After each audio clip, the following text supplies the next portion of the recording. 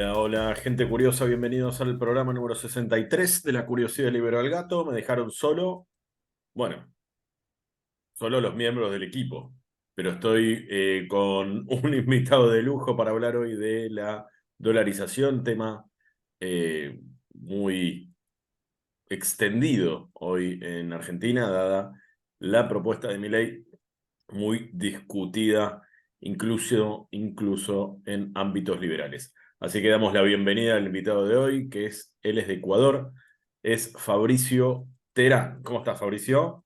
¿Qué tal, Leandro? De nuevo por acá. Muchas gracias por la invitación.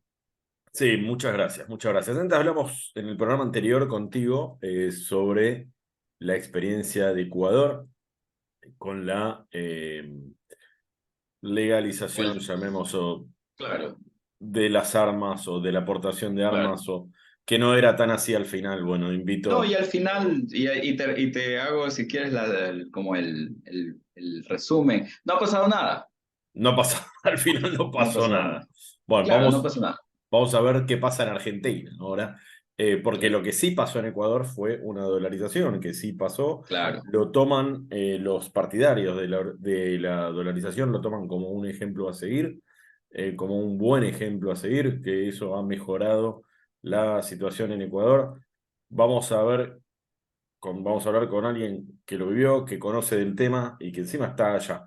Así que contame un poco cómo estaba Ecuador, digamos, antes. ¿Por qué se decidió dolarizar?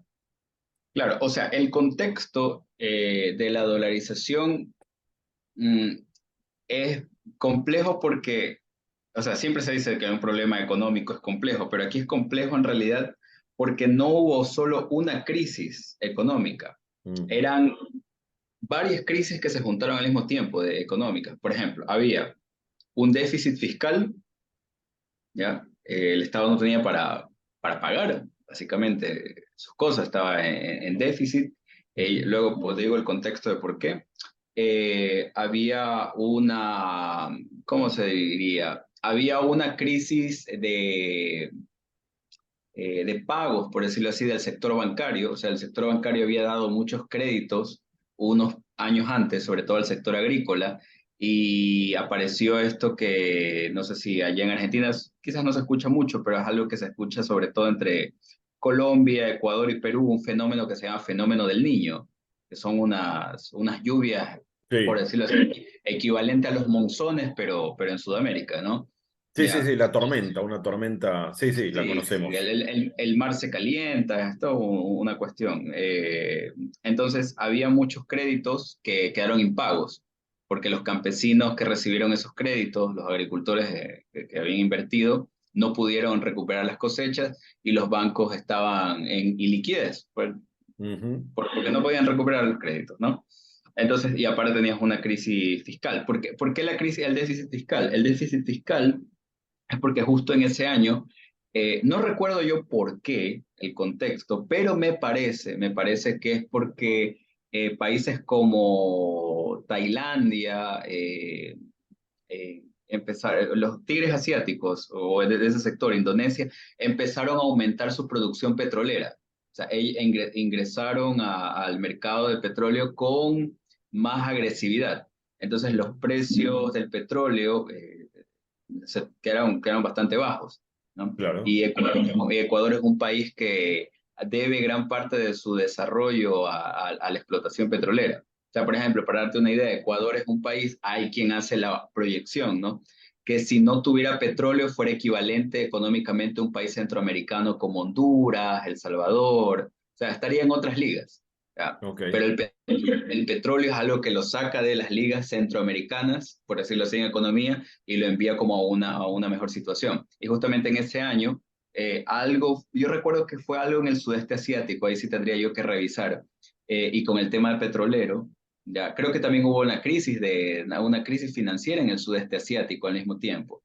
Algo se conectó con el tema del sudeste asiático, los precios del petróleo, no sé qué otro país habrá, creo que algún país de la OPEP salió, hubo un conflicto, pero el tema, como sea, es que el precio del petróleo bajó. Entonces, el Estado tenía un déficit porque había presupuestado el precio del petróleo, si mal no recuerdo, lo presupuestó como a $15 el barril, y estaba recibiendo para ese momento, entre el año 98 y 99, estaba recibiendo $7 por barril, que era la mitad de lo que Menos de la tenían. mitad. Claro, sí, sí, sí. Luego, claro, eso no se compara para nada en los tiempos de bonanza que vinieron. Por ejemplo, llegó un momento que el barril estuvo a $100, ¿no? Pero en Claro. esa época eran otros precios, ¿no? Eran otros precios. ¿Fue Entonces tenías solo, esta... fue solo por eso o hubo políticas más allá de la falta de previsión del gobierno? Políticas quizás de gasto desenfrenado o algo más que haya. O Solo sea, por- el Ecuador desde el tema, desde la dictadura militar de los 70, fue una dictadura que económicamente se podría decir que era bastante, digamos, alineada a la izquierda. O sea, Ujú, o sea, eran la típica dictadura anticomunista militar, ciertamente. Ya, pero desde el punto de vista económico estaban muy metidos con esta idea cepalina, el desarrollismo y toda esta cuestión. ujú, Justamente en la idea de ellos de que para combatir el comunismo había que fomentar el gasto público, para que el discurso del gasto público no se te lo llevaran los comunistas. ¿Ya? claro, Entonces, le llamaban a ese gobierno, me acuerdo del el nacionalismo militar, una cosa así, era un nacionalismo económico militar. hermoso. ¿Ya? Ok, Sí, sí, sí, avalado por la CIA, todo lo típico, ¿no? Pero económicamente era peronismo, ¿ya? Por decirlo, ok. si lo quieres ver así, ¿ya? Era peronismo de la CIA, ¿ya? Sí, Ok. claro, ya, ok. Entonces, en esa época justo fue cuando se descubre se descubren los pozos petroleros en la Amazonía, que es de donde la mayoría sale. Sí. Entonces, el modelo de desarrollo a partir de esa dictadura militar ya está basado en alto gasto público en base a los ingresos petroleros. O sea, es una dupla. Siempre, desde que empezó esa explotación petrolera, estuvieron siempre juntos.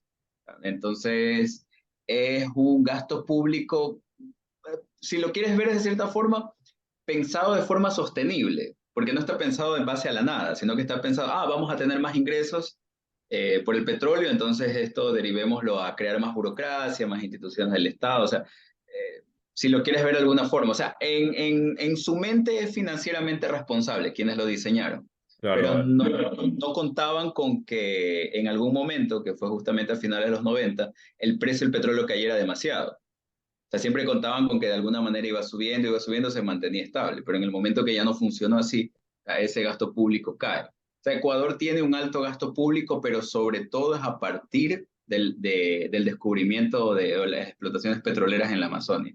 ok. Ya hay una relación ahí profunda, el modelo está estructurado así. Ok, entonces O sea, bajó el precio. Y te hago una pregunta más respecto del contexto. ¿No tapaban una vez que bajó el precio del petróleo y se estaba quedando sin dinero, digamos, las arcas del Estado ecuatoriano? ¿Qué hacían? ¿Imprimían ya, billetes? ¿Qué aquí hacían? está, exactamente, ya. Entonces se les ocurrió, como tenían el déficit fiscal, aparte, al mismo tiempo, en el sector financiero privado había, eh, había impagos, pero totalmente privados. Entonces sucedieron dos cosas al mismo tiempo. El Estado empezó a salvar bancos y al mismo tiempo tenía que cubrir un déficit fiscal. O sea, esas fueron las dos crisis que había en ese momento. ¿Ya? Ujú, Y lo que se les ocurrió fue imprimir más dinero para poder pagar a los burócratas y todo el gasto público que normalmente se tenía, y al mismo tiempo imprimir dinero para inyectarlo al sector privado, para salvar ok, bancos.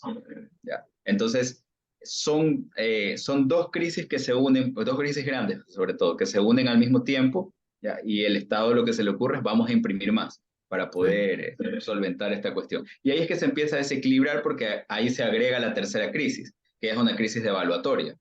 claro. Inflación. Entonces tienes, claro, sí, tienes una crisis, tienes al mismo tiempo una crisis bancaria, tienes una crisis de fiscal y tienes una crisis devaluatoria. Entonces se juntan tres crisis al mismo tiempo. ¿Ya? Y la tercera es provocada por tratar de solucionar las otras dos. Claro, sí, obvio. Siempre pasa lo mismo. Ya, entonces, allí es que más o menos para el año 98 se puede decir que, o sea, ya se sentía una crisis porque yo recuerdo por hemeroteca que ya se hablaba en el 97 de una crisis. O sea, en el 97 se hablaba de una crisis que era sobre todo por el tema bancario, porque ya empezaron a quebrar los primeros bancos, ya. Aunque esos no se los puede atribuir directamente al fenómeno del niño. Hay Ok, quien lo atribuye al tema a un tema más de corrupción, de que los bancos se prestaban a empresas de ellos mismos, entonces los bancos quedaban impagos porque los mismos accionistas de los bancos se daban préstamos, por decirlo Ok, así, ¿no?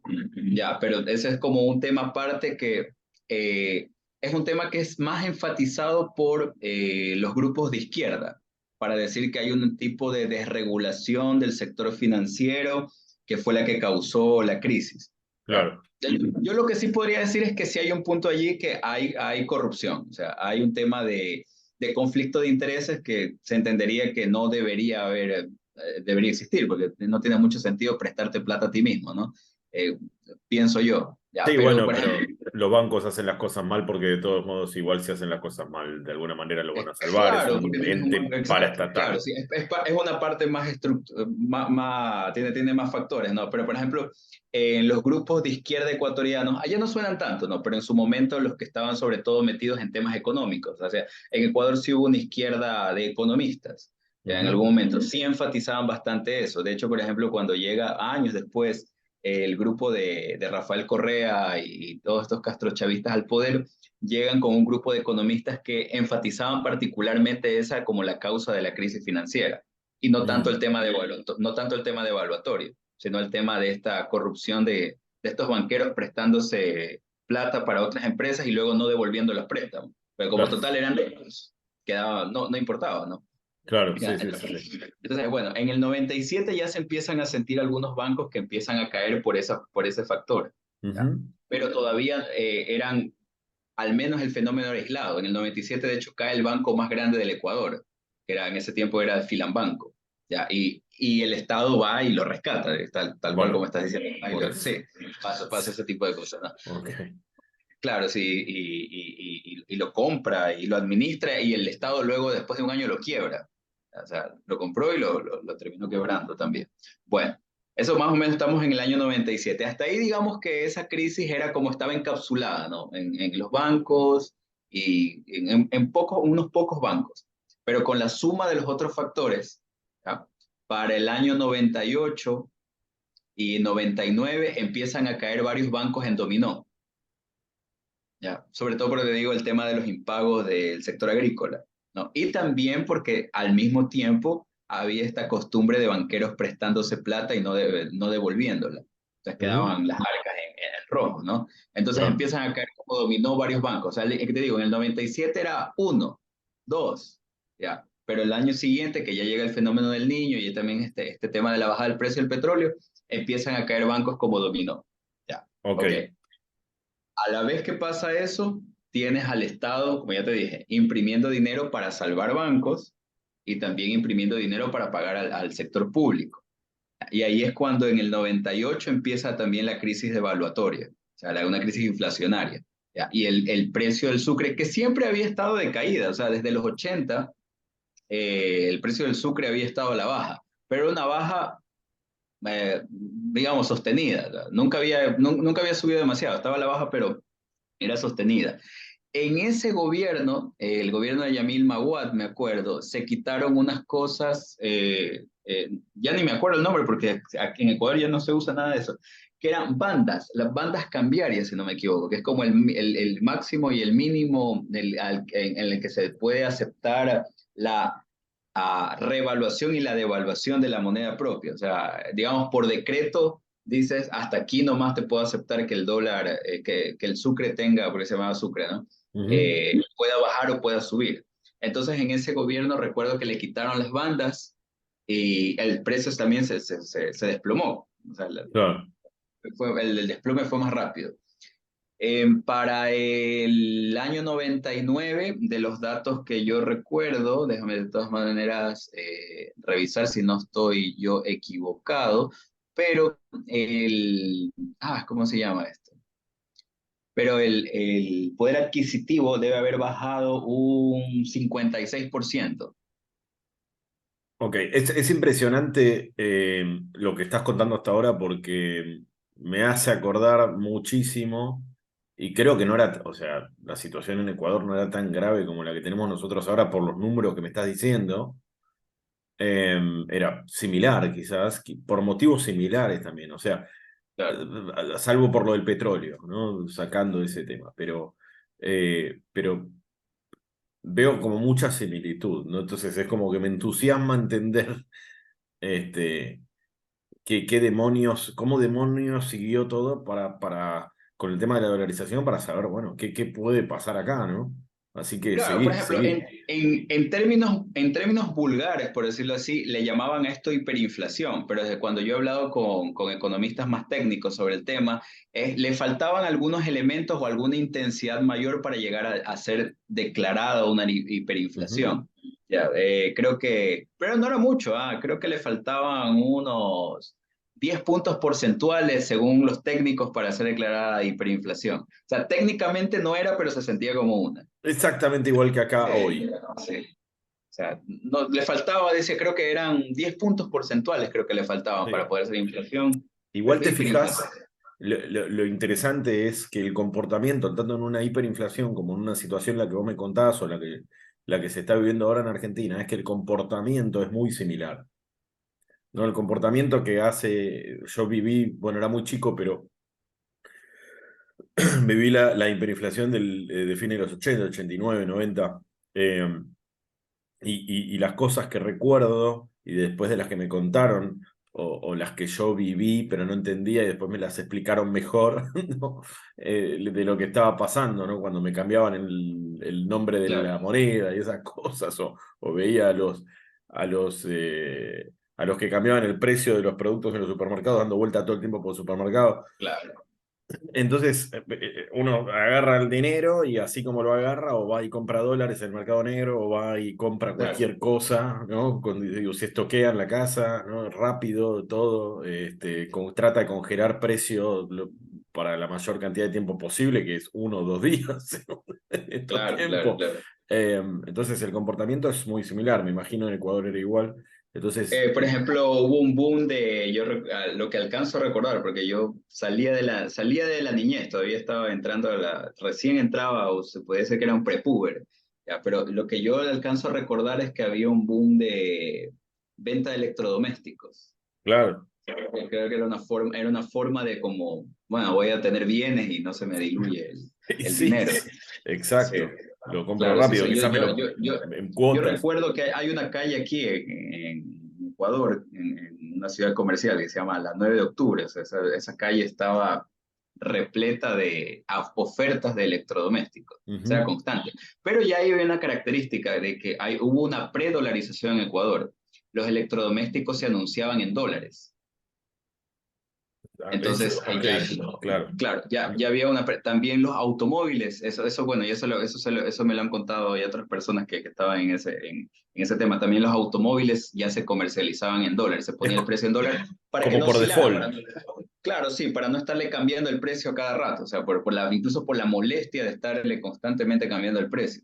Es Entonces, muy tanto similar a lo que pasa acá hoy, es tanto increíblemente. electrodomésticos como automóviles eran los precios en dólares. Y te hago una Entonces llego, pregunta, te hago una dime, sí. pregunta. ¿Tenían ahí un precio del dólar o había varios? ¿O estaba el oficial y No había precio oficial, porque como te digo, en el gobierno donde sucedió esto, o sea, sucedió un gobierno, el último año de un gobierno anterior, y de ahí casi, pero la gente recuerda más el siguiente, que fue donde las cosas ya explotó.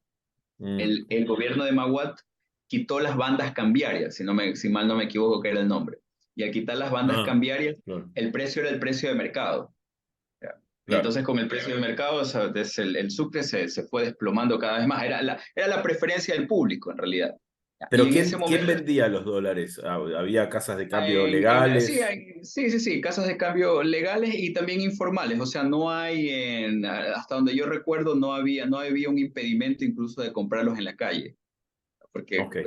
hay una calle en particular hay una esquina en particular donde se juntan los cambistas, ¿no? Y te cambian los dólares. Hasta el día de hoy todavía existe ese punto, ¿no? Pero en esa época se aglutinaba la gente a cambiar, ¿no? ¿Y no tenía Y miedo el gobierno de que los dólares desaparecieran? sabes que no tengo, desde las investigaciones que he hecho, no tengo registrado que haya habido particularmente un temor a eso. O sea, eran Ok. como optimistas de que en algún momento el precio del sucre iba a dejar de caer, ¿no?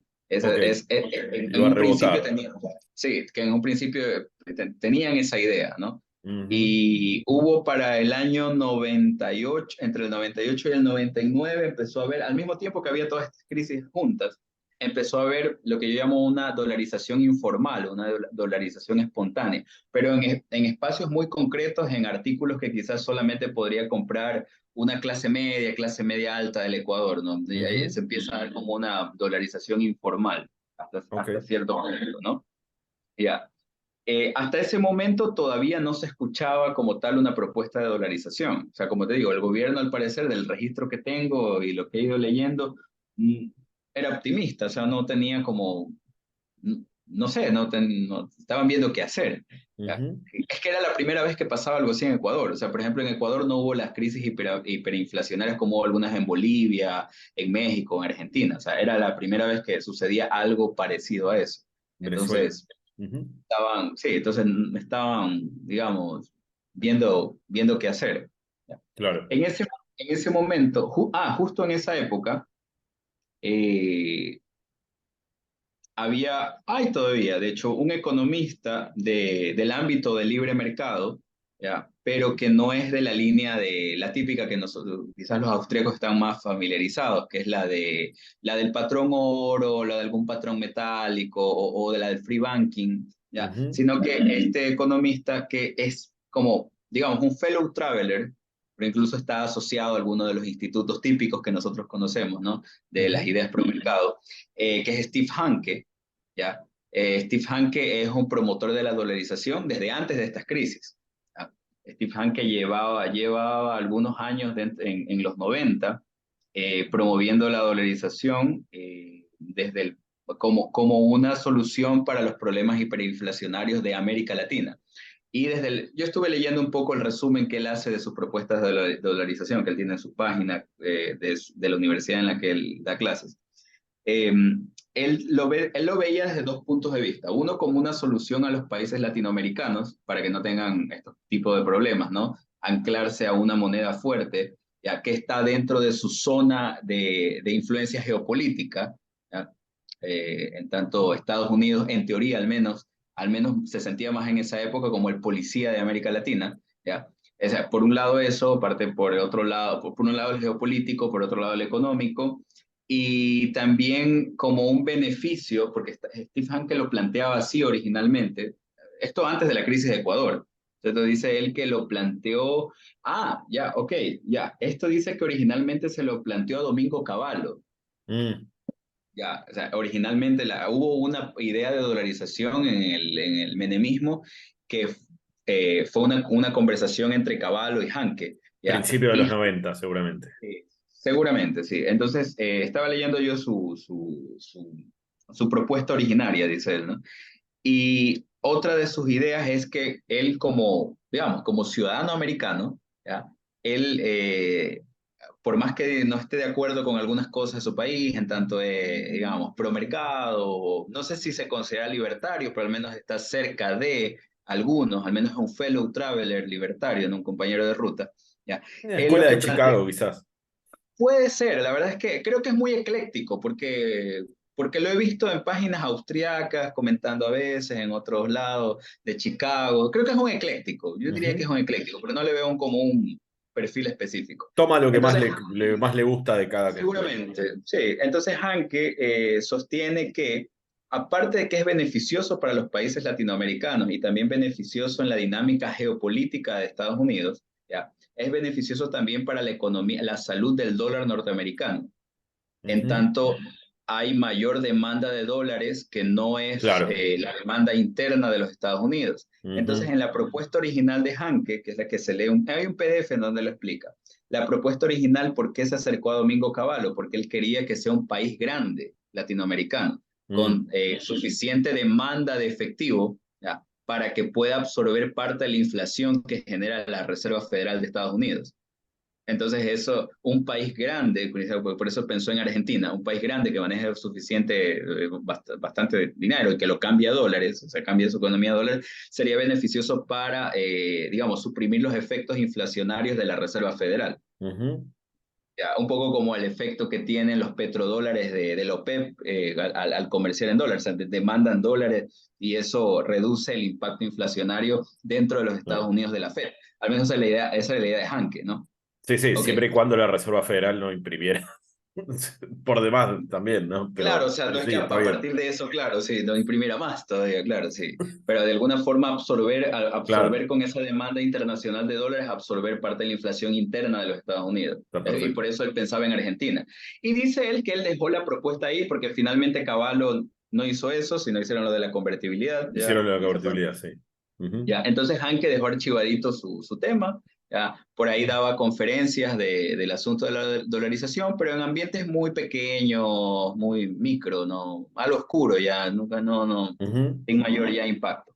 Pero los papers continuaron por allí, entonces cuenta la historia, que es un poco ya legendaria, porque hay diferentes versiones sobre esto de quién fue, quién escuchó. El tema es que parece ser que uno o varios profesores de economía de alguna escuela politécnica de aquí de Ecuador, escucharon una conferencia de Hanke en Estados Unidos, porque hay unos cuantos profesores que daban clases allá. Entonces escucharon la propuesta, ¿ya? Y les gustó. ¿Ya? Y dijeron, vamos a aplicarla acá o adaptémosla acá. Entonces ahí empiezan a variar las versiones de qué es lo que pasó. Dicen unos que es directamente la idea de Hanke, aunque no es que la propuso Hanke como tal al Ecuador. O sea, cuando uno lee incluso el resumen, el CV que hace Hanke de su vida académica, menciona Ecuador como que, ah, sí, un país donde escucharon algo que dije y lo aplicaron. Bueno, sigamos con el tema. O sea, porque en la propuesta original de Hanke no es para países pequeños. O sea, ujú, la propuesta que la tiene pensada para países grandes.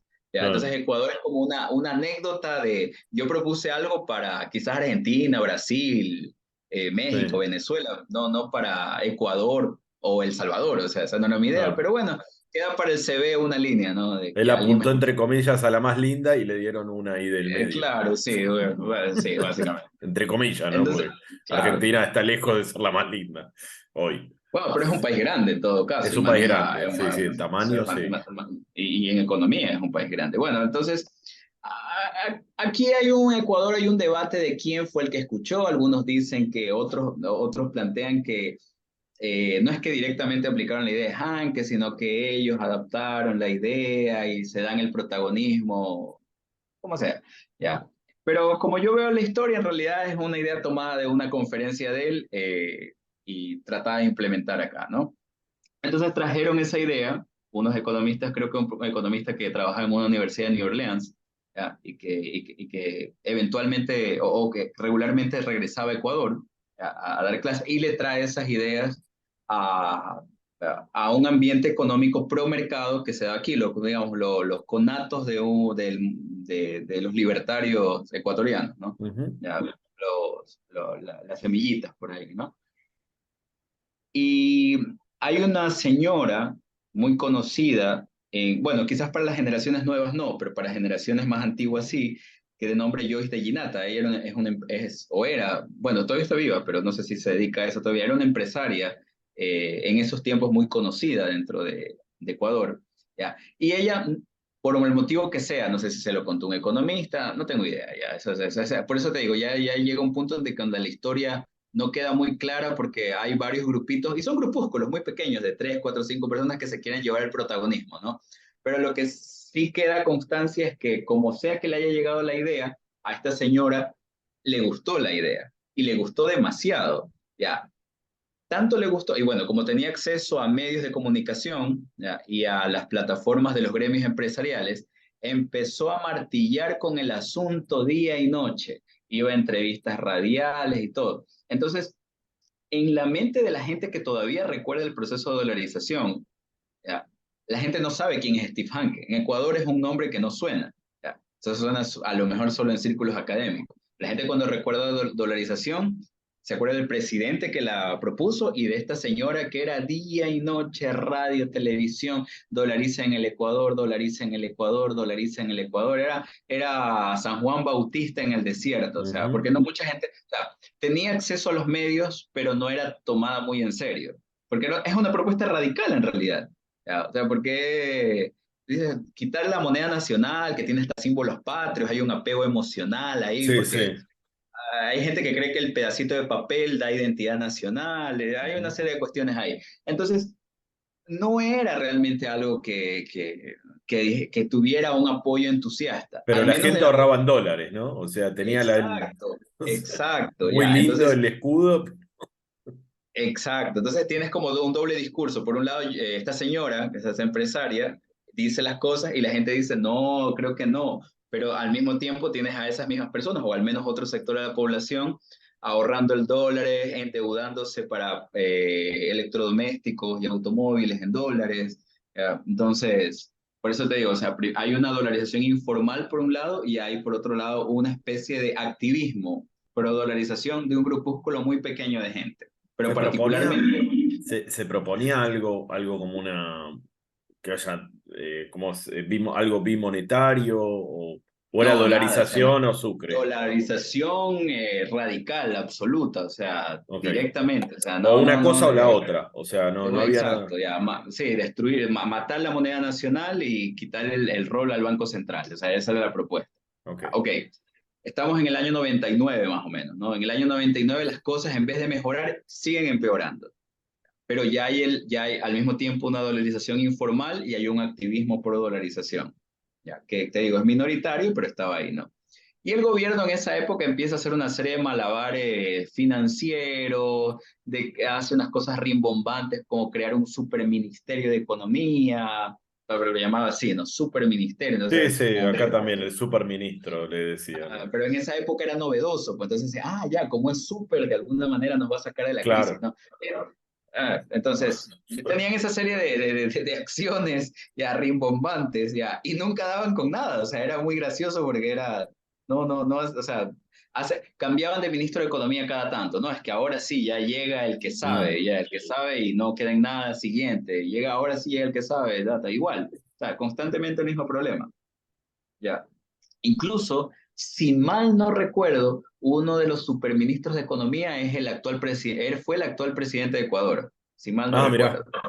Sí, sí, sí, pero él no tiene ningún título en economía, de hecho no tiene ningún título, es un bachiller, no, pero igual lo pusieron ahí porque como es banquero, ya, entonces él debe saber y debe solucionar. No, tampoco Ujú. solucionó nada, o sea, es que nadie solucionaba nada, creo que se fue a los 3 meses, ya, era un constante ir y venir de ministros salvadores que no salvaban nada. La situación ya fue cada vez empeorando, porque el dólar pasó, si mal no recuerdo, de un dólar costaba como 3.000, 4.000 sucres, llegó a costar 20.000. Entonces ya había Ujú. gente muy alarmada en ese momento. Ya, Claro. y también ya sonaba la idea entre la población de que exista un golpe militar. O sea, la población misma decía, no, ya deberían los militares tomar el poder y Mm. solucionar la crisis económica. O sea, esas cosas que a veces el electorado tiene en la cabeza, ¿no? Como que, ya, los militares van a acabar con una crisis inflacionaria. Sí, Porque sí, sí. sí. Sí. Ya, Van a aplicar, estudiaron todos los libros de Mises y Hayek y de Milton Friedman antes claro, de sí, ir sí, a hacer el golpe de Estado. claro.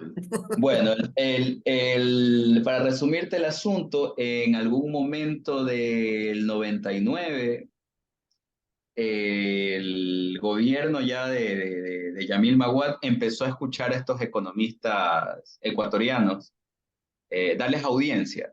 No darles la razón, darles audiencia, reunirse con ellos, a ver Ujú. de qué se trata esto llamado dolarización. Eh, Llamaron a Steve Hanke para que se reúna con el presidente se reunió con Steve Hanke para que le explicara la idea original de su dolarización. Y estaba, de lo que se entiende es que el presidente de esa época estaba dudando, decía, o sea, como que lo estaba empezando a considerar, pero las voces en la población eran, bueno, habían unos que no les importaba, o sea, lo que querían era que sus ahorros no se diluyeran, no les importaba tanto el escudo Que es en lo lógico, ¿no? billetes. Claro, sí, sí, sí. Como te decía en la ocasión anterior, o sea, el nacionalismo en Ecuador creo que comparado con el argentino es un poco más suave. ¿Ya? No te digo que no exista, pero parece ser un poco más ligero, ¿ya? Claro. Un poco más llevadero. ¿Ya? Claro, sí. Están dispuestos a aceptar otras cosas si van a mejorar las actuales. Son Sí, más sí, racionales en ese sí. sentido. Claro, sí, lo he notado, o sea, lo he notado. O sea, igual te encuentras con sujetos obsesionados con la idea de nación, Ujú, pero no se siente tan fuerte, al menos como lo llego a percibir de Argentina. ujú, Quizás eso también ayudó a que ujú, el tema se pudiera debatir con cierta civilidad. Ya, ujú. se empieza, o sea, esto le llamado la ventana de Overton, ¿no? De ir aceptando gradualmente algo. En Ecuador sucedió en un año y medio más o menos. En un año y medio ya el tema pasó de impensable a, oh, creo que es una buena idea. De tabú a vamos a hacerlo. Sí, de tabú en un año y medio más o menos. No demoró tanto tiempo. Ujú. Y en algún momento de inicios del año 2000, para el cambio del siglo, se decreta la... Y Ah, no, milenio. no, para finales de, claro, sí, para finales del, creo que, bueno, entre el último mes del 99 o el primero del 2000, eso tendría que revisar de nuevo, pero bueno, fechas más, fechas menos.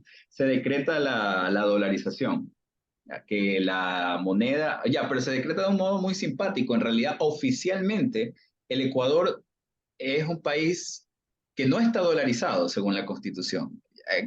Te lo pongo así.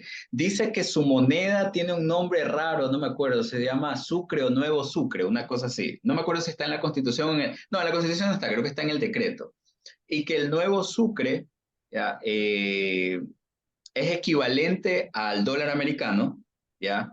Y que para circular, circula como la misma moneda americana.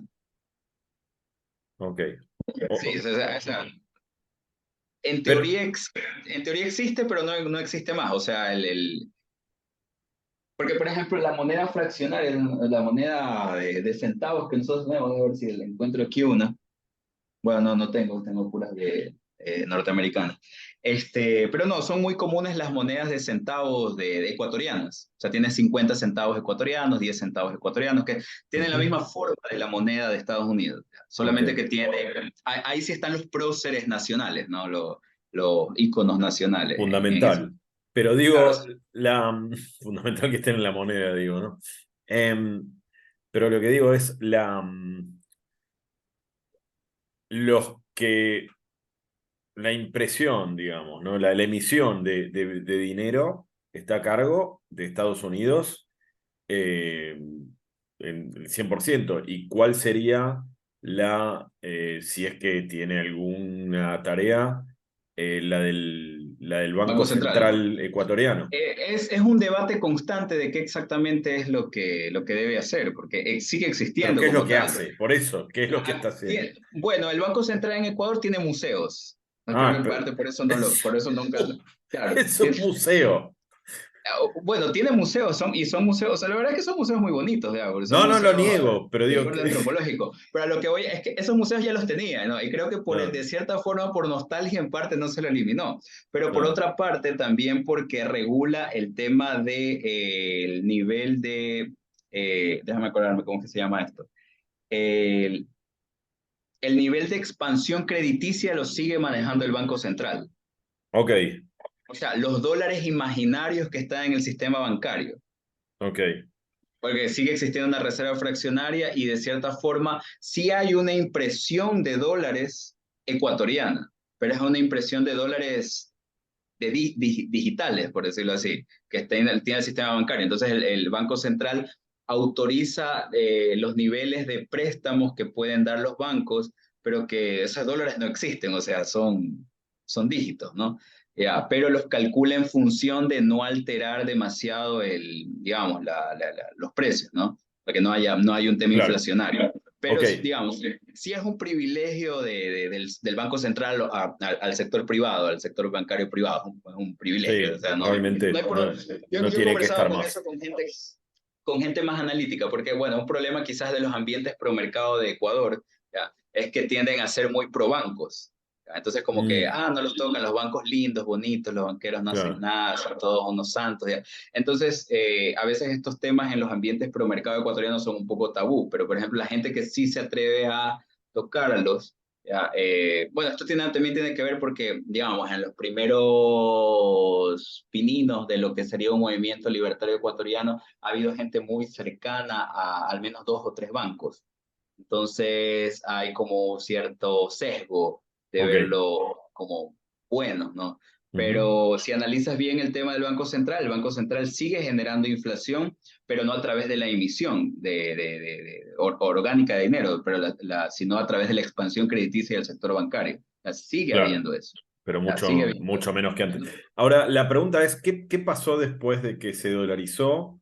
Y ¿qué pasó? O sea, porque acá la gente piensa que si se dolariza, bueno, hay de todo, ¿no?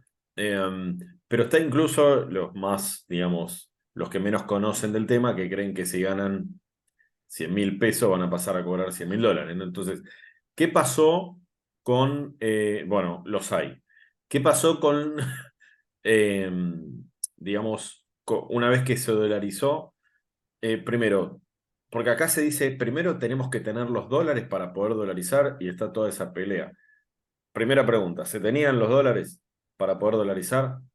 Evidentemente sí. Lo que tengo entendido es que los dólares se sacaron de las reservas internacionales, porque todos los estados, donde yo tengo entendido, tienen reservas internacionales fuera y usualmente si no están en oro, están en dólares. Entonces lo que hicieron fue sacar de allí, hasta donde tengo entendido. Ok. Hasta donde tengo Y- entendido, o sea, a ver, también hubo un acuerdo con la Reserva Federal para poder importar los billetes y las monedas de una forma más rápida.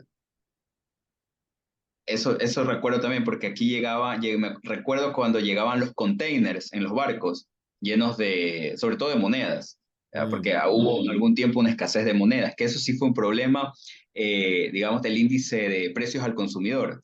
¿Por qué? Porque claro, si no tiene un accionario, ¿ya? Mucha gente aprovechaba y redondeaba el precio al dólar. Entonces, por ejemplo, cosas que costaban 20 centavos, 50 centavos, al haber la escasez de monedas, todo te cobraba $1. ¿Ya? claro, Entonces los precios se elevaron bastante en esa época, en gran medida por el tema de los centavos, porque no habían centavos, ¿ya? Y había que importarlos. Y todavía el Banco Central, que sí tiene, como te decía, tiene una moneda especial que solo funciona en fraccionario, ¿ya? Todavía no imprimía los suficientes centavos ecuatorianos, ¿no? Porque también hace eso, completa la demanda de centavos con una impresión propia, pero todavía no la ejecutaba bien. Entonces, en el primer año, que fue el año 2000, sí hubo un problema de índice, ya no le podríamos llamar inflacionario, en tanto no se emitía moneda, pero digamos, una inflación de precios, lo que mucha gente entiende como inflación de precios, el índice de precios al consumidor se elevó bastante por la ausencia de centavos. Entonces, de mm, repente, sí podrían aprender, bueno, porque veo que en Argentina no hablan de eso, ¿no? Pero son detalles que cuando se dolariza, quizás no estás como previniendo eso, ok, porque como muchas cosas van a bajar, o sea, no bajar de precio, pero como digamos, en Argentina seguramente para comprar ciertas cosas utilizan bastante fajos de dinero, por el tema de que cada vez se va devaluando, te desacostumbras a usar los centavos, claro. Sí, ¿ya? sí, ya Entonces, ni los pido de vuelta. No, claro, entonces cuando en cambio tienes dólar, tienes que recordar que sí existen centavos, porque los claro. centavos sí valen, ya, las monedas sí valen. Entonces, como tienes o sea, necesitas aculturar a la población de que el Ujú, centavo vale, y las mismas autoridades como que se olvidaron de los centavos, por decirlo así. Ese proceso tan gracioso de los centavos sí hizo aumentar bastante los precios de, por ejemplo, pasta de dientes, cositas de insumos básicos que cuestan centavos. Pero como no había centavos, todo se redondeaba a $1, y eso hacía que se encarecieran bastante los productos de cosas elementales, de cosas básicas, porque, digamos, se habían olvidado de usar centavos y estaban recordando que en el dólar los centavos sí sirven, sí claro. valen. Y cuando se hizo la dolarización, ¿cuánto tiempo tardó más o menos en, no sé cómo En, decir, en estabilizarse, en ya, eso es lo que te estabilizarse, voy en a contar. expandirse, digamos, para que Ya, todo el a mundo ver, ya empiece a usarlo? el proceso debe haber durado entre año y año y medio. ¿Ya? ¿Por qué? Porque en zonas rurales estas personas tenían que cambiar los sucres a dólares, porque muchos Sí, tenían, en esa época al menos no todo el mundo estaba bancarizado. Entonces, mucha gente tenía el dinero en efectivo en los campos, debajo de los colchones, en cajas fuertes, cosas así. ¿Ya? Entonces, los últimos a entrar al proceso de dolarización fueron habitantes del sector rural, y esto llegó que como al año y medio recién esas personas se estaban dolarizando. ¿ya? Ok. Por ejemplo, en mercados rurales de Ecuador, el sucre se siguió moviendo durante algún tiempo todavía, porque no habían llegado los dólares. Entonces, ellos tenían, era la moneda con la que podían comerciar. Entonces, ellos llegaron más tarde a la dolarización. Ahora, también hay otro elemento. Hay un ajuste que se da de precios, de los precios locales al precio internacional, porque o sea, normalmente los proveedores de diferentes cosas, con razón, con motivo o sin motivo, sostenían que el precio tenía que equipararse al precio internacional. Entonces, el poder adquisitivo que tiene, por ejemplo, un país como Ecuador o que tendría como Argentina es menor al precio internacional, por decirlo así, de Estados Unidos Ujú, o ujú. de cualquier Claro. bien. Sí, sí, sí. Entonces, ahí ocurrió un desfase también y un Me imagino. inconveniente. Ya, Ok. eso sí tienen que estar alerta porque algunas objeciones que se hacen a dolarización sí tienen sentido, porque pueden pasar esas cosas. Ya, aquí pasaron. Por lo menos en un Recuerda que principio, como en un en un proceso. principio, por ejemplo, te había dicho que entre el año 98 y 99, la pérdida de poder adquisitivo por la inflación, por la devaluación del sucre, fue de alrededor del 56%, una cosa así. Creo que para que sea hiperinflación técnicamente tenía que estar en el 60%, una cosa así, ya, le faltaba un poco. El siguiente año, cuando ya estaba dolarizado, la pérdida del poder adquisitivo fue del 40%. O sea, el primer año la percepción del costo de la vida no cambió. O sea, siguió viéndose como que se seguía deteriorando. O sea, eso fue el primer año. Tanto así, ya, y como también habían los grupos patrióticos, ¿no? Hoy año 2023 y estos años alrededor, se escucha mucho el tema, los patriotas de la derecha, las nuevas derechas. En esa época, el tema patriótico era el tema de la izquierda radical. La extrema izquierda estaba muy metida con el tema del patriotismo y el Ujú. nacionalismo y todo este tipo de temas. Entonces, los grupos más nacionalistas de Ecuador, conjunto con grupos de extrema izquierda, convocaron un levantamiento generalizado, ¿no? Y en ese momento se tomaron el Parlamento, hicieron un motín, así como el motín de los trumpistas, ¿no? Se Sí, tomaron sí, el el Capitolio. 6 de Es enero. parecido, ya. Claro, sí. Parecido, muy parecido. Ya. Obviamente eso no es un golpe de Estado, porque en realidad es un motín en un edificio, o sea, no estás controlando el Estado. Lo sacan y listo. Está, Sí. claro, sí, estás tomando un símbolo ya, no, no, realmente eso no es un golpe de Estado, pero esa situación, como conmocionó tanto, la aprovechó en ese momento la cúpula militar para en la noche después del motín declarar un golpe de Estado. Mm. O sea, la dolarización sí le costó a Maguad la presidencia de la República. Ok. Porque los militares no estaban muy convencidos de la dolarización y vieron a estos manifestantes que eran una mezcla de nacionalistas, también militares de menor rango y movimientos comunistas y de extrema izquierda. Se juntaron todos. Era una marcha habían allí movimientos de comunistas, de indigenistas de extrema izquierda Era un y militares. manicomio a cielo abierto, yendo Sí, todos sí, sí, hacia sí, sí, la. sí. No, sí, sí, todo lo que te puedas imaginar que estaba mezclado ahí, ¿no? Ah, Ya. Eh, Como te digo, o sea, y estaba muy metida la idea de que este era el nacionalismo, ¿no? El mm, patriotismo contra la globalización, más o menos lo que ves ahora es como inverso del tema de estas derechas que te hablan, no, que está mm. mal el globalismo, hablan, ¿no? Ahora dicen el globalismo, sí, no Claro, sí, globalización. yo a veces lo veo y veo los términos cambiados un poco esto, ¿no? Ujú. Pero es básico, me suena a algo parecido, ¿ya? Entonces, era como la misma retórica, pero la izquierda estaba de un lado y, digamos, la derecha estaba del otro, ¿no? Y llegó una junta militar y tomaron el poder. Este gobierno militar, de hecho, es el gobierno militar más efímero de la historia del Ecuador, duró solo 6 horas y nadie se percató porque empezó como a las 10 11 de la noche y en la madrugada, creo que la historia cuenta, ¿no? Los historiadores del tema cuentan que hablaron con el Departamento de Estado de los Estados Unidos de que si este gobierno militar no iba a tener problemas. Entonces le decían, ya no estamos en los 80 ya no, no, ya esas cosas no son admisibles. sea, toda América Latina debe tener gobiernos democráticos, o si no, no los vamos a apoyar en la OEA, ¿no? Entonces los militares declinaron y le entregaron la presidencia al vicepresidente. O sea, fue un golpe de estado efímero, ¿no? Pero Ujú. en un gobierno militar de 6 horas. Y nadie lo percibió, porque te digo, todo Y, fue en la madrugada. y siguió todo la dolarización siguió como no hubiera pasado nada. Sí, sí, sí, sí, porque al vicepresidente le consultaron si la iba a abolir y decía que era algo tan radical que ya no había marcha atrás, o sea, Claro, ya no puedes revertir porque revertirla sería hacer algo peor. de nuevo radical, entonces, bueno, ya estaba y continuó. ¿Y cómo fue? ¿Cómo fue recibida por la gente en ese año y pico? Era ambiguo, yo creo que, ¿Fue por ejemplo, mejorando todo o no? en ciertos sectores, por ejemplo en la costa ecuatoriana, yo creo que se aceptó mejor, porque la costa, al menos en esa época, era más comercial Ujú, y la sierra era más burocrática, al menos en ese tiempo. En la sierra no se aceptaba tanto, de hecho allí fueron donde las protestas más fuertes, en la ujú, sierra ecuatoriana, y ahí tendían a ser, o tienden todavía a ser más nacionalistas, más ujú, patrióticos, ¿no? ujú, Ya, en la costa no tanto, en la costa son más, digamos, propensos a las influencias extranjeras norteamericanas, ¿no? ujú. Ya, entonces era como, para muchos era como, qué cool, vamos a tener una moneda, nos sentimos como del primer mundo, o sea, para un sector de la población era así, ¿no? Era, ya no, de monedita folclórica, ¿no? Qué feo, ¿no? Ujú. Ahora tenemos algo cool, moderno, ¿no?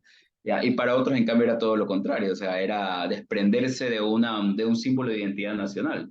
Sí, Eh, Te digo, igual el proceso siguió durante un año.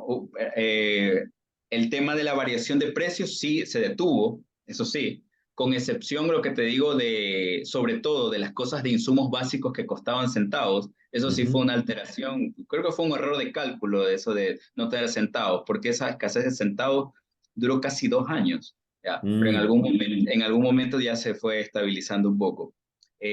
También te digo, muchos importadores sostenían que los precios tenían que ajustarse a claro. los precios nacionales, eso también creó otra distorsión, pero en todo lo O sea, demás, tenía que seguir siendo barato. Eso era. Por más que se haya dolarizado, tenía que seguir siendo barato Ecuador, claro, eso hubiese sido lo como si la ideal, pero devaluación existiera todavía, algo así. ya, claro, sí, pero los importadores no estaban muy de acuerdo con esa idea, entonces dijeron, no, tiene que ser un precio internacional, ok. Pero fuera de esos aspectos, por ejemplo, préstamos de vivienda, arriendos, precios de otras cosas que no fueran pasta de dientes, ya, que te la elevaban, si hubiese costado 50 centavos, te la elevaban $1. Fuera de ese tipo de cosas, los precios se estabilizaron, se congelaron. Claro. Ya, entonces, especialmente había estas dos variables que te digo, y fue quizás eso lo que hizo que haya existido este descenso del 40% en el poder adquisitivo, pero en todas las otras cosas los precios se congelaron, pero por un efecto de mercado, o sea, no un efecto de decreto ni nada. Entonces, muchas personas, aunque tenían que lidiar con este descenso de, del poder adquisitivo, sí sentían alivio al no estar cambiando de precios constantemente. Claro. Y también el tema de los ahorros dejaron de licuarse. ¿Ya? Entonces, aunque el poder adquisitivo se estaba mermando por el ajuste a la dolarización, los ahorros que seguían ahí, o sea, ya no estabas preocupado porque tu ahorro valía menos. ¿Ya? Ujú. Entonces, a pesar de que en el primer año de la dolarización se podría decir que hubo una nueva crisis económica, porque perder 40% del poder adquisitiento no es poca cosa. Si Bueno, el pero año antes habían perdido más.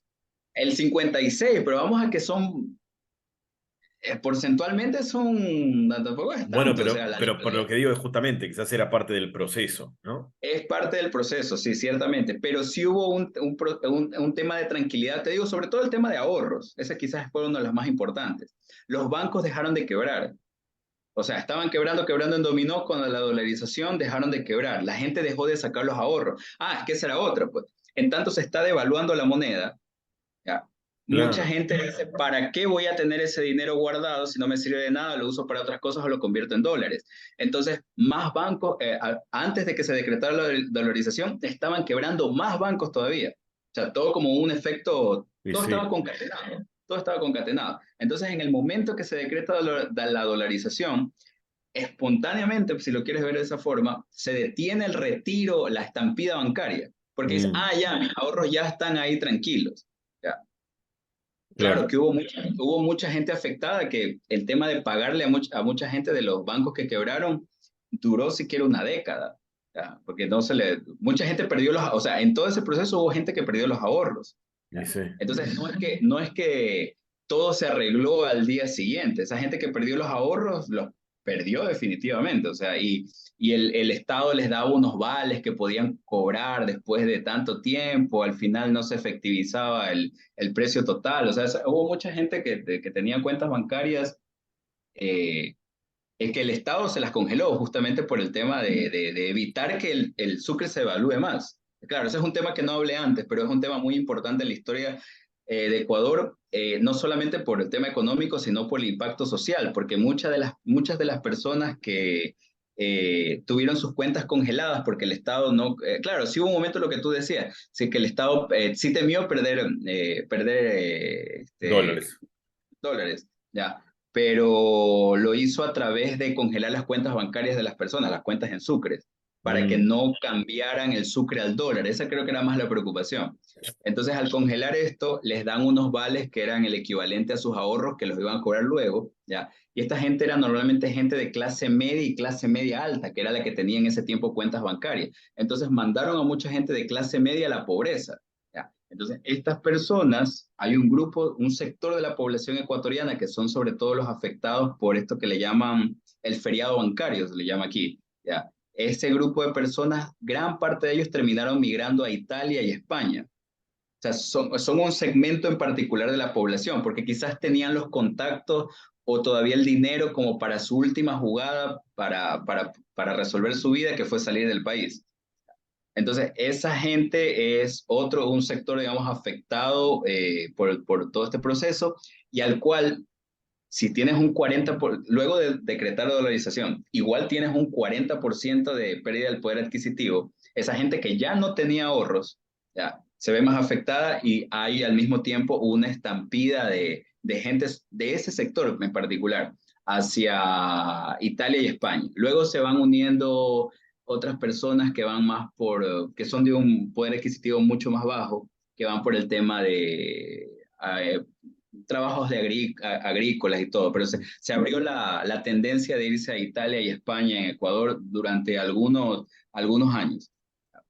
ok, Entonces, pero los ahorros que tenían claro, sí, eran sí, ahorros en dólares los que perdieron. no, no, no, eran ahorros en En sucres, ya, sucres, pero lo que claro, no, ok. claro, sí, lo que quería evitar el gobierno es que esta gente sacara más el dinero, una porque ya había una estampida bancaria, o sea, ya había otros bancos que estaban quebrando, Claro, ya, claro, para limitar entendí. eso, pero al mismo tiempo era para limitar la devaluación, porque esta gente, ¿qué es lo que hacía? Sacaba el dinero, ya, y lo convertía, o sea, con los cambistas se iba a cambiar a dólares.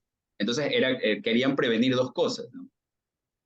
O sea, fue un corralito y a su vez un robo. O sea, porque no solo que se los cerraron, sino que después se los quedaron nada más. No se lo dejaron, Claro, sí, les daban vales que luego algunos lograron recuperar, otros no. otros Ese es no. otro tema. Y claro, sí, eso es Papel, otro tema. Eso es otro tema claro, incluso hubieron bancos que compraron esos vales y luego te daban el dinero, pero no completo, pero claro. te daban algo. De ahí algunos bancos ecuatorianos se enriquecieron, ¿no? Sí, sí, Porque era siempre. buen negocio La, hacer la, eso, porque te quedas con la diferencia. entonces, la dolarización vino a resolver todo eso, tuvieron sus problemas, tuvieron su Eh, devaluación primero, tuvieron claro, el problema sí, sí, sí. de los productos, de los bienes básicos que, bueno, redondeaban para arriba y fue un tiempo, Claro, o sí.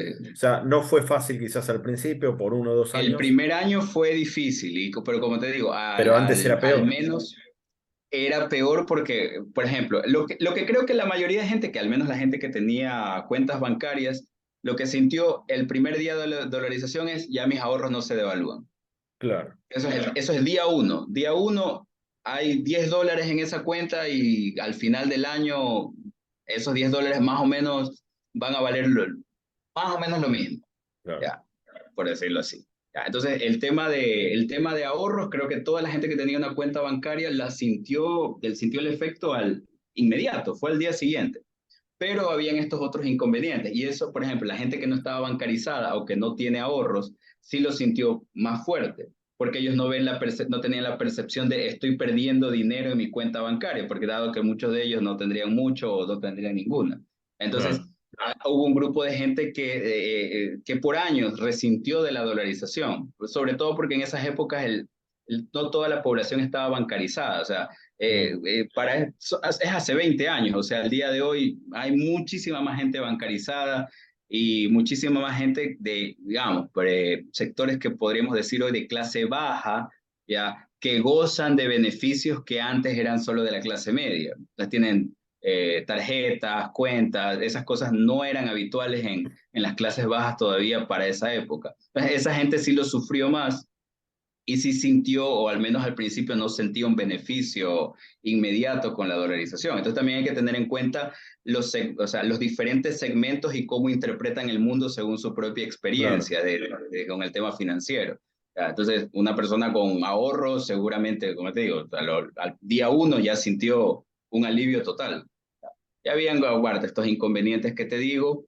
Para el año 2001, que ya fue año y medio de la dolarización, allí ya se vio el milagro. ¿Cuál fue el milagro? Que después de más de 20 años, por primera vez en Ecuador volvía a haber inflación de un dígito, que creo que era 8%. Un dígito anual. Un dígito anual, ya. Que eso no había pasado en como 24 25 años en Ecuador. Claro. Pues siempre era 10 11 12 hasta que se incrementó a, no me acuerdo, a más de 50, 56%. Entonces pasó eso, ya. Y entonces en ese momento ya a nivel del consenso social para el año 2001 ya el consenso de la dolarización, que era ambiguo, todavía era, el primer año fue una medida que unos decían que sí, otros decían que no, otros decían, mira, los efectos negativos no sirvió para nada, otros decían sí. Ya para el 2001 el consenso fue, parece que sí funcionó, ya. Porque ya estaba la inflación de un dígito, ya se había detenido el problema de los centavos, ya. Y para ese año ya el poder adquisitivo dejó de caer. O sea, ya el poder adquisitivo se normalizó a lo que sería una inflación de un país financieramente decente o incluso ya podría decir que incluso a los de un país desarrollado, porque la inflación en Ecuador a partir de ese año siguió bajando. O sea, el 2001 fue 8 y esa fue la más alta que tuvimos y que hemos tenido hasta ahora en años. Incluso De mejor que ahí, un país desarrollado. claro, y para el día, o sea, no he revisado las últimas estadísticas, pero las últimas que revisé hace unos años, lo máximo que se llegaba era 3 4% anual. Claro, sí. Y Nosotros así se ha tenemos mantenido. Y 130, creo, vamos a tener 140. sí, y así se ha mantenido, o sea, ya, y algunos dirán, pero mira, Ecuador es un país que no está muy desarrollado, que bla, bla, bla, y es verdad, ya, pero también tiene que ver con que la dolarización no se ha aplicado del todo, ya, y aquí vienen como los subterfugios, ¿no? De qué también implica dolarizar, ya, y esto lo he conversado digamos, con esta gente que son economistas libertarios, pero un poco más críticos de cómo, digamos, de cierto status quo de la derecha, ¿no? Porque hay ciertas cosas que no se hablan, son tabú, no se tocan, ¿no? Ya, un tema importante en la dolarización es, bueno, lo que te comentaba es que la inflación de todas maneras aumenta porque hay este privilegio bancario donde se expande el crédito a través de los Ujú. permisos que da el Banco Central. Ya, hay una expansión que es hasta cierto punto técnicamente calculada, ¿ya? Bueno, también hay un tema a favor de los bancos que a partir de la dolarización, en tanto el Banco Central no rescata bancos como tal, o sea, sí los puede rescatar, ¿ya? Pero tiene más restricciones. Por ejemplo, una restricción es que simplemente se lo toma, o sea, no les da ninguna compensación, que antes sí pasaba eso. Claro. Entonces el banquero ahí se queda sin nada, ¿no? Eh, una de las cosas favorables en ese sentido es que los bancos tienen una reserva fraccionaria más grande que el promedio bancario internacional. No me acuerdo ahora cuánto es el porcentaje, pero he leído eso algunas veces. Creo que llega a ser de más del 20, 22%, una cosa así. Creo que el estándar internacional está algunos puntos más abajo. ¿Ya? Y esto, en teoría, se debe a que en tanto el Banco Central tiene bastantes menos funciones, su rol no tiene el rol de prestamista de última instancia para el banquero. O sea, lo que hace a lo mucho es incautar el banco, ¿no? Esa es la única función que tiene el Banco Central en Ecuador. O sea, no salva bancos, o sea, los salva, pero no para el banquero, los incauta. Sí, sí, sí, o Y sea, o hacer las cosas bien o me lo quedo. sí, básicamente eso es lo que hace el Banco Central aquí, que sí ha pasado. Desde la dolarización sí ha quebrado, uno o dos bancos han quebrado. Bancos medianos, entre medianos y pequeños, y algunas cooperativas de ahorro y crédito que son muy chiquitas, que también han llegado a quebrar. Pero bancos medianos en Ecuador desde la dolarización de todo este tiempo han quebrado uno o dos. ¿Ya? Y lo que ha hecho el Estado es simplemente los incauta y vea usted, banquero, dónde recupera el dinero, ya no es nuestro problema. Claro, está Porque bien, está tampoco hay bien, sucres tampoco hay sucres para imprimir, o sea, porque antes se podía regalar el dinero, pues claro. era fácil en realidad, y ahora no hay esa facilidad. Entonces sí hace que los bancos tengan una reserva fraccionaria más grande que el promedio internacional. Ya tendría que revisar las cifras, pero eso es algo que siempre he venido escuchando pues, hace años, ¿no? Bueno, y el otro elemento, bueno, ese es un elemento positivo en realidad, porque te iba a hablar de uno negativo, pero te terminé hablando de uno positivo, que es el tema que los bancos son más sólidos porque tienen más fondos, ¿ya? Ujú. Un tema negativo de la dolarización en realidad no es de la dolarización, sino una implementación incompleta. ¿Ya? ¿Qué consiste? En que si tú tienes dólares, tu poder adquisitivo frente a otras monedas, frente a monedas internacionales es mayor. Entonces, en teoría los ecuatorianos son más ricos que otros ciudadanos de otros países. Pero ¿por qué no sienten que son más ricos? Porque tienen un montón de aranceles. Entonces, la Mm, capacidad de compra que deberían tener los ecuatorianos respecto a otros ciudadanos queda mermada. O sea, de cierta claro, forma, los aranceles que en algunos temas son altos, te desdolarizan la economía, o sea, le quitan el potencial que claro. tendría que el poder adquisitivo frente a ciudadanos de otros lados. O sea, Te en realidad, dolarizo para robarte dólares. sí, básicamente. Sí. Entonces, Sí. por ejemplo, algunos críticos, he escuchado por algunos críticos de la dolarización ecuatoriana, que los he escuchado de Argentina, de otros lugares, ¿no? Dicen, Ujú. no, pero es que mira que Ecuador, mira, no ha logrado ser el puntal de desarrollo. No te diría una cifra exacta de cuánto eso corresponde a este problema, pero sí te diría que al menos es uno de los problemas más importantes de por qué la dolarización no nos ha hecho más ricos. O sea, la cantidad de aranceles. O sea, se pierde el potencial de compra que tenemos aquí en este país porque los aranceles son altos y hay muchas restricciones, cuotas de importación, una serie de cuestiones. Si no existieran nada de esas cosas, hubiera ecuatorianos importando cosas de todas partes y al aumentar la cantidad de bienes disponibles, la calidad y el costo de vida bueno, el costo de vida reduciría y la calidad de vida aumentaría. Claro. Entonces, es un potencial desperdiciado de la dolarización en Ecuador. O sea, pero es impresionante la cantidad de aranceles que pagamos, porque en Ecuador los impuestos, digamos, al consumo, impuestos a la renta, no son tan altos en relación a los estándares internacionales.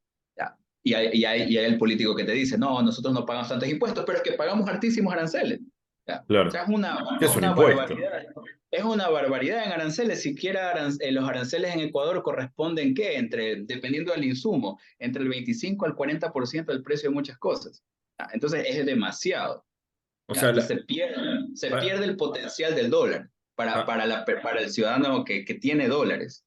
claro, lo que se puede rescatar de lo que vos decís, ¿no? De lo que se puede aprender es que la dolarización es buena, pero no es lo único que hay que hacer, ¿no? Claro, no es lo único que hay que hacer. Si te lo resumiría estén atentos de los centavos. Se van a estandarizar algunos precios internacionales, sobre todo de cosas importadas, ¿ya? Que van a costar más en un primer momento, pero eso se debería compensar, que es lo que no se ha hecho del todo en Ecuador, se debería compensar con una reducción drástica de aranceles para que, en el caso de que los argentinos lleguen a estar dolarizados, aprovechen realmente el dólar y tengan un poder de compra internacional, puedan tener el poder de compra internacional que tiene un ciudadano norteamericano, por decirlo así. Claro. Quizás no sé cuál, porque hay una serie de cosas, productividad, salarios que no van a estar a la par, pero el tema de importaciones y poder traer cosas de otro lado, maquinaria o lo que sea, ya, lo que sea, si sean cosas de consumo, lo aprovecharían muchísimo más si es que hubiera una reducción drástica de aranceles. Obviamente los nacionalistas económicos se van a oponer a eso, que sí, que la industria nacional, que es lo que siempre dicen, ¿no? Sí, sí. Pero al final de eso es te digo, en Ecuador es un potencial desperdiciado el tema por el tema arancelario. Para cerrar, ¿qué pasó Sí, con sí. otro miedo que quizás hay acá? ¿Qué pasó con los salarios? Se estabilizaron, Se estabilizaron. se estabilizaron, sí. O Y ha sea, cobraban habido, más o menos lo mismo de siempre, pero como no subían los precios, en el digamos primer que... año, te digo, el primer año fue difícil, ya. Y bueno, también algo que ayudó, que es un factor, digamos, ajeno, al menos directamente a la dolarización, fue que el porcentaje de población que fue a vivir a España e Italia enviaba remesas en euros, ya. Ok. Entonces enviaban remesas en euros y eso de cierta forma ayudaba a muchas familias que quizás no sintieron tanto algunas distorsiones o ajustes que fueron dando en ese momento. O sea, Ok. eso es alguna particularidad del caso de Ecuador, por el tema de que hubo el equivalente a un corralito Ujú. justo el año anterior. ¿Ya? En el caso de Argentino de ahora, no tienen algo así, al menos no veo que sea algo que tengan algo directamente así. Entonces, no mandaron, no le han robado directamente al menos los No, ahorros a alguien. directamente no. Indirectamente sí, pero Indirectamente un montón. claro. Entonces, también tienen que tomar en cuenta ese elemento. Pero a largo plazo, bueno, esa ola migratoria de esas remesas ya se acabaron, porque incluso muchos de esos migrantes ecuatorianos en España e Italia ya regresaron, porque España se puso peor en los años Sí. siguientes y ya la mayoría, o sea, ya ese fenómeno ya está anulado, o sea, ya eso ya no cuenta en la economía nacional. ¿Ya? Mm. Y para el día de hoy los salarios están estabilizados. Como te digo, o sea, el problema en realidad de que los salarios no rindan más en gran parte es porque aquí no hay contratación por horas, ya, como quizás sea en Estados Unidos, ya, y la otra es el tema de arancelario. ¿Va? Mm. Entonces, esos son como dos inconvenientes a la hora digamos, en el tema laboral, ¿no? Y en el tema Claro. de lo que rinde un salario. ¿Ya? Eso también, claro, porque una reforma, bueno, eso es algo que otras personas, otros analistas han dicho, que la dolarización no se ha terminado de aprovechar porque no tenemos contratación por hora, no contamos como en los Estados Unidos el tema de pagar o sea, tener Por un hora. precio Ujú. por hora, sino que tienes por mes y cosas Ujú. así. Entonces, eso hace que el mercado laboral sea eh, muy estático en Ecuador y que es un problema también estructural del ¿La, país. la pobreza bajó? Sí, sí, Ah. notablemente. Claro, sí, notablemente. Sí, Mm. creo que en ese momento debe haber estado cerca del 50% de pobreza para los años Uf. de dolarización. O sea, hay quien, bueno, el gobierno de Correa se atribuye a sí mismo haber bajado la pobreza, Sí, pero sí, cuando obvio. ves, claro, sí, pero cuando ves realmente desde cuándo empieza a bajar del 2001, cuando ya se estabiliza la Claro. dolarización y es un proceso constante. ¿Ya? Y que luego del gobierno de Correa ha seguido bajando hasta estos últimos años, sobre todo con este gobierno, con el tema de pandemia, ha Mm. vuelto a aumentar. Sí, pero ese ya es Claro. otro factor, es un factor ajeno. Sí, sí, Ya te bueno, mencionaba. empeoró todo el Sí, con el mundo. tema de pandemia ha vuelto a aumentar. Pero sí, es decir, si no me equivoco, la extrema pobreza bajó del 30%, 30 y algo por ciento, no me acuerdo ahorita la cifra exacta, hasta hace unos 6 años llegó hasta hace unos 10 años llegó al 14% y hasta hace unos 5 años debe haber estado entre el 8 o nueve por Mira, ciento. mucho menos de Claro, la mitad. mucho menos la mitad, o sea, el tema, al menos de extrema pobreza, o sea, la extrema pobreza, incluso eso ha cambiado la dinámica de los partidos políticos, porque en Ecuador, antes de la dolarización, el público al que trataban de llegar los partidos políticos, sobre todo de corte más populista, por decirlo así, era Ujú. el público que vivía en la miseria, o sea, incluso las propagandas políticas tú las veías con escenas de pobreza extrema, o sea, trataban de conmoverte con eso. Y bueno, eso es un efecto, digamos, colateral, ¿no? Entonces, en el marketing político de hoy, si tú haces un anuncio publicitario para dirigirte a las masas populares con ese nivel de pobrismo y lamentaciones de extrema pobreza, no ganas las elecciones. Ya no se Porque lo creen. porque no se, claro, no se sienten identificados. Tienes como que apuntar a una clase media baja, claro, ya, como un estándar de vida bajo, pero no paupérrimo, claro, que es donde está la mayoría de la población en Ecuador ahora. Ya, entonces, incluso eso, te digo, ha cambiado hasta la dinámica del marketing político. O sea, algo así como que, por decirlo, traduciéndolo en términos argentinos, algo demasiado villero, demasiado exagerado, no vendría. Ya, claro, tiene que ser moderadamente, o sea, entre un poquito, pero no tanto. Ya, claro, no. puede Esas ser. cosas, por ejemplo, ya no venden aquí a nivel político. O sea, incluso había un candidato que siempre llegaba a tener buenos resultados con eso. Y a medida que iba avanzando la dolarización, trataba de hacer la misma estrategia y ya ahorita al menos políticamente es insignificante. Mm, O sea, no le funciona. claro. Sí, algo de eso se está viendo acá, pero todavía no sé, digamos, la política no se implementó. Vamos a ver qué pasa. Esto nos vamos a enterar mejor a partir de octubre o fines de octubre después Ah, bueno, claro, de claro. las elecciones generales. Gente, bueno, muchas gracias, Fabricio. La verdad, este programa de hoy creo que así, de esta manera, deberían por lo menos abordar el asunto de la dolarización en la televisión argentina, en los medios argentinos. No sé, yo escucho y miro habitualmente y no veo que se aborde el tema de esta manera, y cuando se toca el tema de Ecuador o de algún otro país que dolarizó, los tiempos tiránicos de la televisión o de la radio, y se ve muy al pasar. Bueno, acá está todo, un montón de tiempo estuvimos hablando. La verdad que, por lo menos yo me informé un montón, y es absolutamente necesario. Creo que este programa, dada la situación que se vive en Argentina, es muy importante, y lamentablemente tenemos que hacerlo acá, en el canal de YouTube, de Spotify, de Anchor, en las redes sociales, que es donde estamos, y no en los medios mainstream, que es donde me parece que estás es de lo que se tiene que hablar y cómo se tiene que hablar. Y repito, Claro, cuando se toca muy por encima, y no al fondo de la cuestión. Hay que copiar, si vamos a hablar de dolarización, a favor o en contra, hay que entender qué es. Si ya tenemos la ventaja de que un país que está cerca nuestro lo hizo, claro, bueno, aprovechar toda esa información que tenemos ahora en este programa, y que tendría que estar todo el tiempo a disposición nuestra. Y si estamos a favor de la dolarización, bueno, este, dar los mejores argumentos, ¿no? Para por qué claro. copiar a un país como Ecuador. Así que, Claro, gente, y sí, además Ecuador, o sea, Ecuador es el país, la economía, o sea, quizás no es Argentina o Brasil, pero Ecuador es la economía más grande del mundo que ha dolarizado. claro, importante el O sea, dato, claro. importante el dato. Bueno, gente, muchas gracias por estar ahí. Será hasta la semana que viene y, como siempre, chau, chau.